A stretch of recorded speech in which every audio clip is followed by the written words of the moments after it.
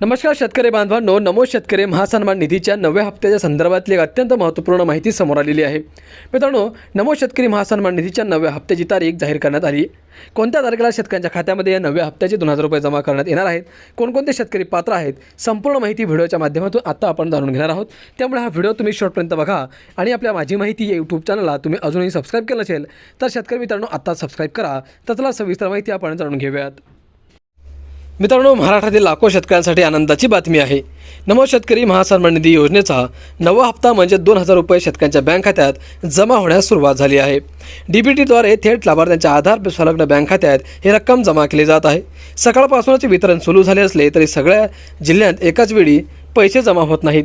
काही जिल्ह्यांत सकाळी, काहींमध्ये दुपारी आणि काही जिल्ह्यांत रात्रीपर्यंत पैसे जमा होतील असे सांगण्यात येत आहे. हा हप्ता PM किसान योजनेच्या अतिरिक्त राज्य सरकारकडून मिळणारा लाभ आहे. तर शेतकरी बांधवांनो, नव्या हप्त्याचे वितरण कशा प्रकारे केले जाते त्याचा आपण आता एक ओव्हरव्ह्यू पाहूयात. तर मित्रांनो, योजनेचं नाव आहे नमो शेतकरी महासन्मान निधी योजना. हप्ता आहे नवा, रक्कम आहे 2000 रुपये. आधी वितरणाची पद्धत जी आहे ते DBTद्वारे शेतकऱ्यांच्या खात्यामध्ये जमा केली जाते. आणि मित्रांनो, हे पैसे आजपासून शेतकऱ्यांच्या खात्यामध्ये जमा व्हायला सुरुवात झालेली आहे. पण हे पैसे मिळवण्यासाठी तुम्हाला आधार सीडिंग, eKYC आणि आधार मोबाईल नंबर हा बँकेशी लिंक असणं गरजेचं आहे. तरच तुमच्या खात्यामध्ये हे पैसे जमा होणार आहेत. मित्रांनो, आज ज्या जिल्ह्यांमध्ये नमो शेतकरी योजनेचा नवा हप्ता जमा होण्यास सुरुवात झाली आहे त्या खालील जिल्ह्यांचा समावेश आहे ते आपण थोडक्यात जाणून घेऊयात.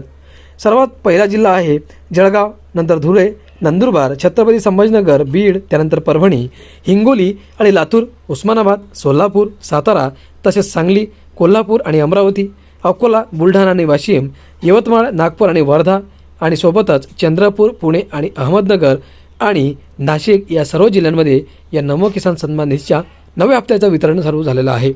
आता उपनगरांचा विचार जर आपण केला तर सुरुवातला मुंबई शहर, मुंबई उपनगर, ठाणे, पालघर, रायगड, रत्नागिरी, सिंधुदुर्ग, तसेच जालना, त्यानंतर नांदेड, गोंदिया आणि भंडारा, सोबतच गडचिरोली या जिल्ह्यांना देखील आधार लिंक आणि eKYC तपासणी सुरू आहे.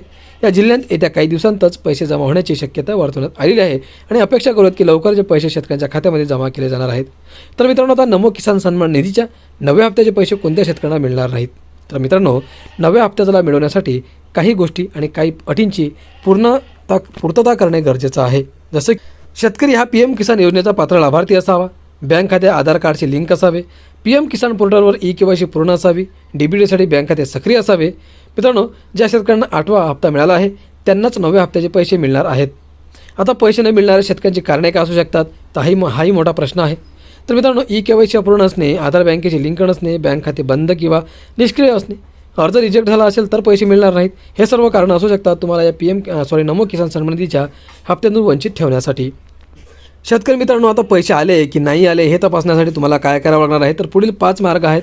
त्या 5ही मार्गाने तुम्ही तुमचे पैसे चेक करू शकता. सर्वात पहिला आणि महत्त्वाचा पहिला मार्ग आहे SMS द्वारे. म्हणजे बँकेकडून येणारा SMS हा शेतकऱ्यांना त्यांचे पैसे तपासण्यात मदत करू शकतो. Number 2, bank passbook. तुम्ही स्वतः बँकेत जाऊन पासबुक एंट्री करू शकता आणि पैसे तपासून घेऊ शकता. Number 3, ATM. जर तुमच्याकडे ATM कार्ड असेल तर तुम्ही ATMमध्ये जाऊन तुमचं कार्ड स्विप करून तुम्ही तुमचं बॅलन्स चेक करू शकता. आणि नंबर 4, PM किसानच्या जे वेबसाईट आहे तिथे जाऊन देखील तुम्ही बेनिफिशियरी स्टेटसला तपासू शकता. नंबर 5, CSC केंद्र. जवळच्या CSC केंद्रावर जाऊन तुम्ही तुमच्या अंगठा देऊन, तुमचा थंब देऊन तिथे देखील तुमच्या खात्याची तपासणी करू शकता.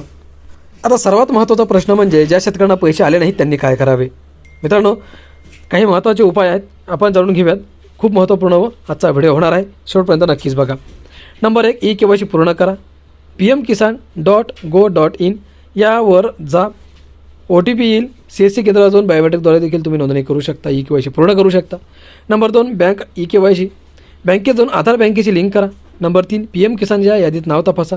pmkisan.go.in वर बेनिफिशियरी लिस्टमध्ये नाव घ्या, तुमचे नाव तपासा. लेखी अर्ज देऊ शकता. तहसील कार्यालयातील PM किसान नमो शेतकरी कार्यालयात लेखी अर्ज देखील तुम्ही देऊ शकता. अर्ज रिजेक्ट झाल्यास काय करावे तर मित्रांनो, तहसील कार्यालयात जाऊन खालील माहिती असलेली लेखी अर्ज तुम्हाला द्यावा लागणार आहे.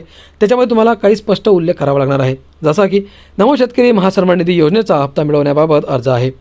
माझा अर्ज रिजेक्ट किंवा प्रलंबित दाखवत आहे. माझी सर्व माहिती योग्य असून कृपया माझा अर्ज पुन्हा एकदा तपासावा आणि माझा हप्ता मंजूर करावा असं त्या अर्जामध्ये तुम्हाला नमूद करायचं आहे किंवा टाईप करायचं आहे. अर्ज सादर करताना तुम्हाला काही महत्त्वाचे कागद देखील तिथे लागणार आहेत, जसं की आधार कार्ड, बँक पासबुक, 7/12 उतारा, PM किसानचा नोंदणी क्रमांक. मित्रांनो, आता पी एम किसान आणि नमो शेतकरी यांचा संबंध काय आहे तेही आपण थोडक्यात जाणून घेऊयात. मित्रांनो, नमो शेतकरी योजना ही पी एम किसान योजनेशी जोडलेली आहे. ज्या शेतकऱ्यांचे नाव पी एम किसानच्या यादीत आहे, म्हणजेच लाभार्थी यादीत आहे, ज्यांना पी एम किसानचे हप्ते मिळत आहेत, अशाच शेतकऱ्यांना नमो किसान सन्मान निधीचा देखील हप्ता मिळणार आहे. ज्या शेतकऱ्यांना पी एम किसानचे पैसे मिळत नाही त्यांना नमो किसान सन्मान निधीचे पैसे देखील मिळणार नाही. हे देखील तेवढंच महत्त्वाचं आहे. हा व्हिडिओ तुम्ही जास्तीत जास्त शेतकरी बांधवांना शेअर करा आणि अशीच महत्त्वाची माहिती जाणून घेण्यासाठी आत्ताच चॅनलला सबस्क्राईब करून ठेवा. धन्यवाद.